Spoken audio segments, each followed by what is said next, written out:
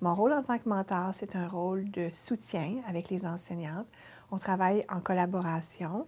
On travaille à améliorer nos pratiques pédagogiques, à améliorer le rendement des élèves.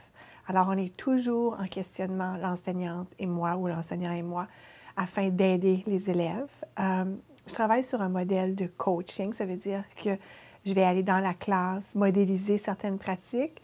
On va faire un retour avec l'enseignante va l'essayer, on va faire un retour. Et c'est vraiment un modèle de collaboration, de travail en équipe. Alors, au lieu d'être une personne qui se penche sur l'apprentissage d'un élève, on est deux personnes toujours à l'affût à essayer de voir qu'est-ce qu'on peut faire de plus. L'intervenante en francisation va travailler avec les élèves de maternelle, première année et deuxième année dans une école francophone.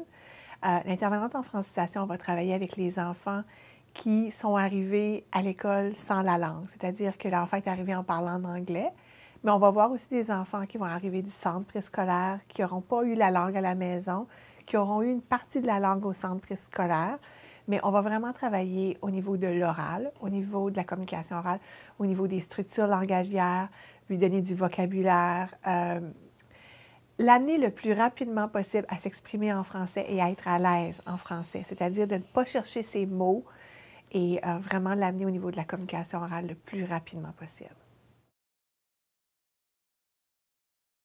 Quand on veut améliorer le niveau de littératie de nos élèves, ce qu'il faut surtout faire, c'est d'aller voir les pratiques gagnantes dans les classes. Alors ça, c'est avec notre modèle pédagogique, avec tout ce qu'on fait au niveau des pratiques pédagogiques. Alors, au niveau de la lecture, l'écriture, la communication orale, c'est beaucoup relié avec le modèle graduel de l'enseignement, c'est-à-dire qu'au départ, on va donner un enseignement aux élèves, on va le modéliser devant les élèves, on va leur montrer comment le faire.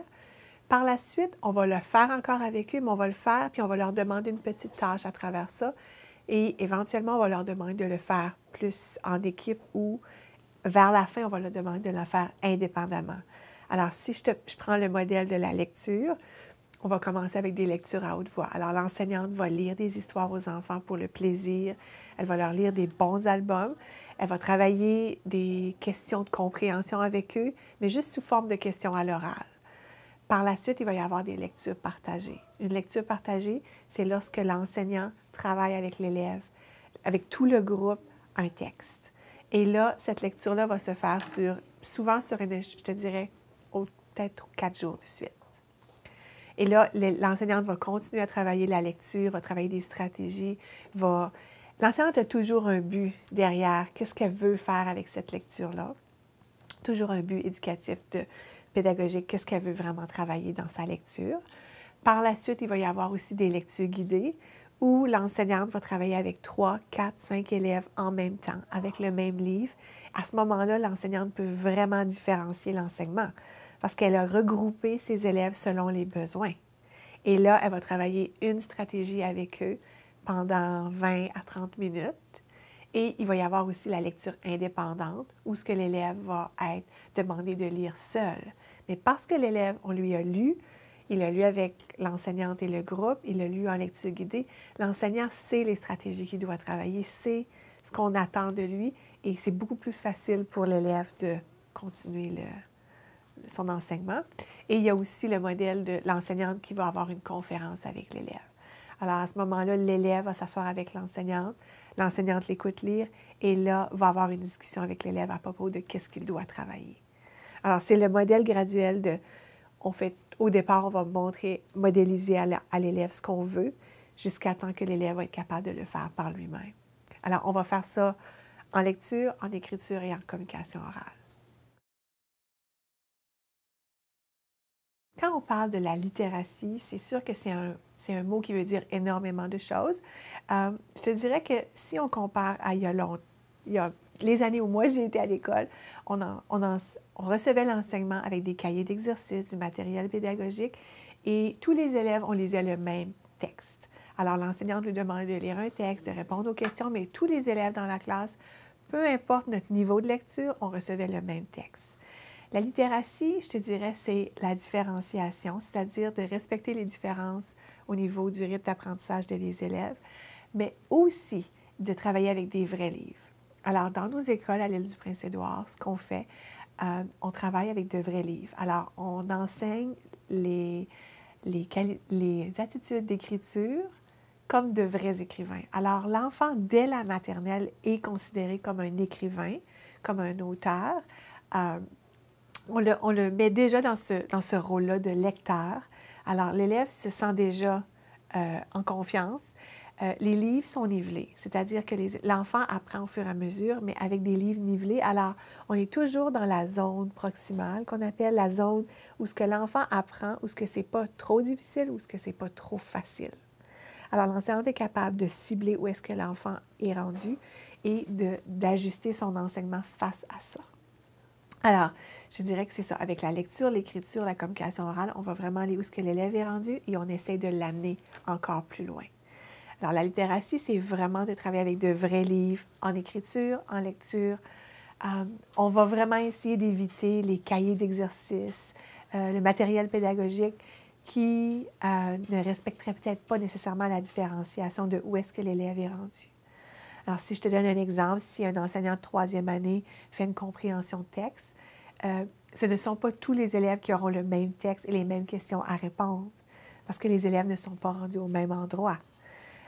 Lorsque les enfants lisent leurs livres en lecture indépendante, dans leur sac de livres, il va y avoir des livres dans leur zone qu'ils ont travaillé avec l'enseignante. L'enseignante va les évaluer, va travailler avec eux, va leur expliquer la zone où est-ce qu'ils se situent et ils vont travailler dans cette zone-là. Je dirais que d'abord, le parent, c'est le premier éducateur de l'enfant. Alors, la collaboration qu'on a avec les parents est primordiale. C'est très important qu'on ait la collaboration des parents et que le parent s'engage avec nous dans l'éducation de son enfant. Alors, nous, on peut faire tant, mais le parent est vraiment la personne qui va vraiment influencer et faire énormément auprès de son enfant.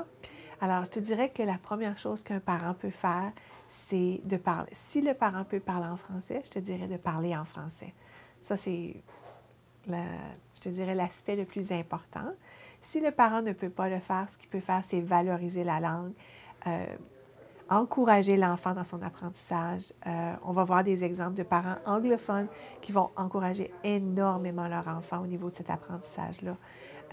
Ils vont participer à des activités en français, les apporter à la bibliothèque, les apporter aux activités communautaires, participer aux soirées voir grand, venir voir les enseignantes pour avoir d'autres.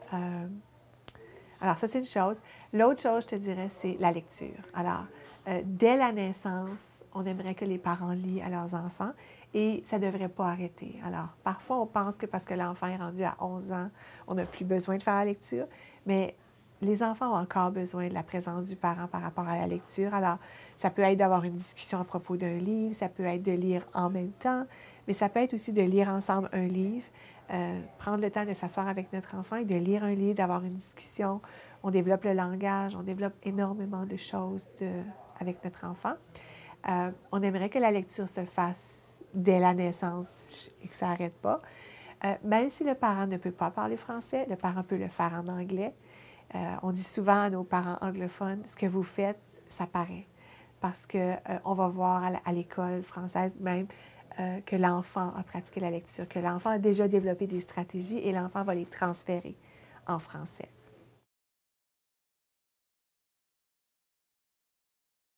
Je dirais dans un milieu minoritaire comme le nôtre, il y a aussi la valorisation de la langue puis l'identité.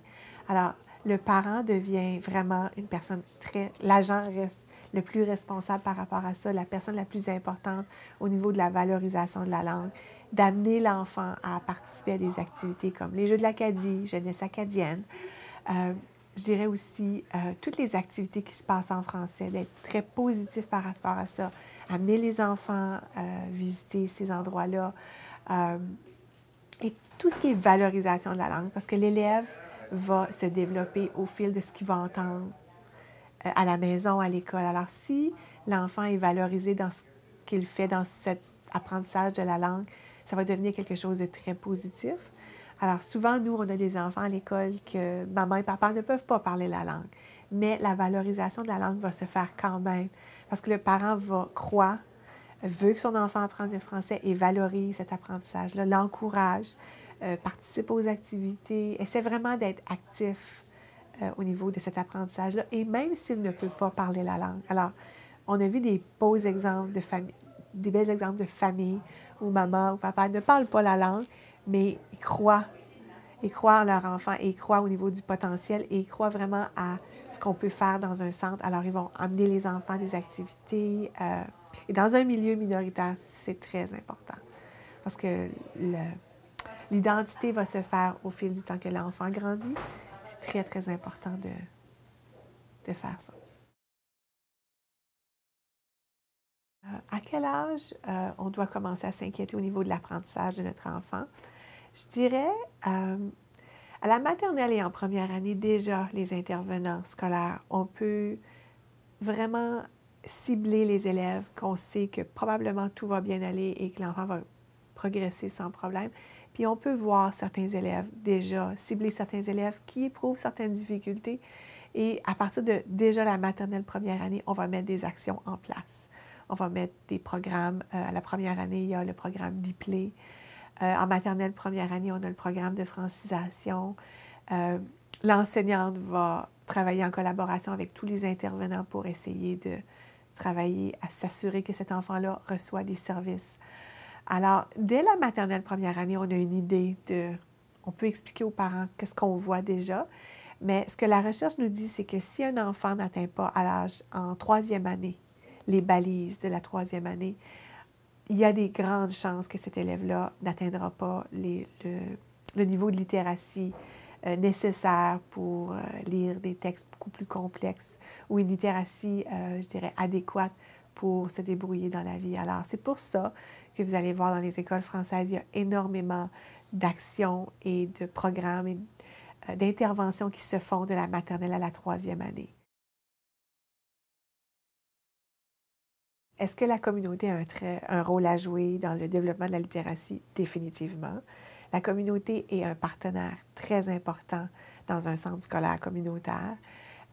La communauté, c'est la grande famille. Alors, c'est le lien qui va faire que l'élève va se sentir faisant partie d'une grande famille, d'un milieu, d'une famille qui l'encourage, qui l'amène à se développer comme individu francophone, francophile.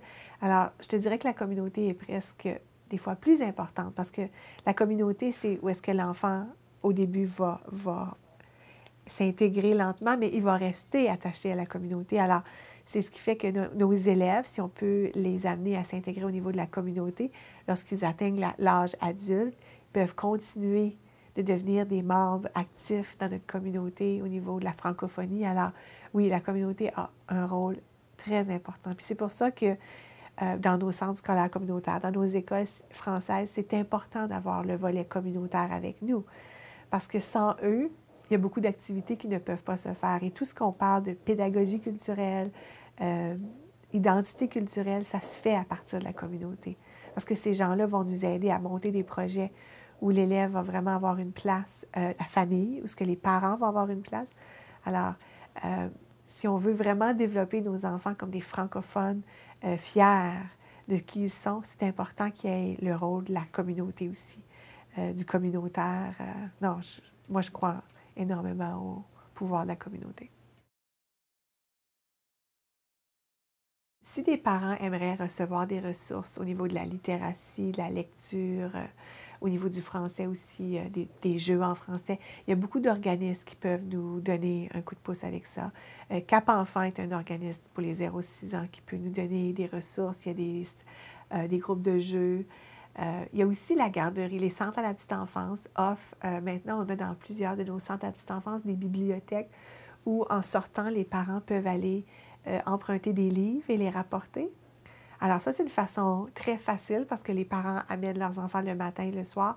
Très rapidement, ils peuvent prendre un livre le soir pour la lecture. Le soir, ils peuvent emprunter 5-6 livres pour une semaine ou deux. Alors ça, c'est un moyen. C'est des ressources qui sont facilement accessibles. Les bibliothèques aussi provinciales vont offrir des livres, des jeux, des DVD en français. Il y a aussi la Fédération des parents qui est toujours là, présent pour appuyer les parents. Je vous dirais que si un parent veut des ressources, il y a toujours moyen de trouver des ressources. Il faut juste demander aux bonnes personnes et même le communautaire. Si un parent fait appel à un centre communautaire pour des ressources, je sais que le communautaire va les guider. Ou est-ce que les écoles aussi, on va essayer d'avoir du matériel que les parents peuvent utiliser, des jeux de société, des livres en français, des DVD. Il y a aussi beaucoup de, maintenant, avec Internet, avec l'informatique qu'on a maintenant, il y a toutes les ressources qu'on peut offrir aux parents qui peuvent aller chercher sur la tablette ou un téléphone intelligent. Alors, il y a beaucoup, beaucoup de ressources pour les parents.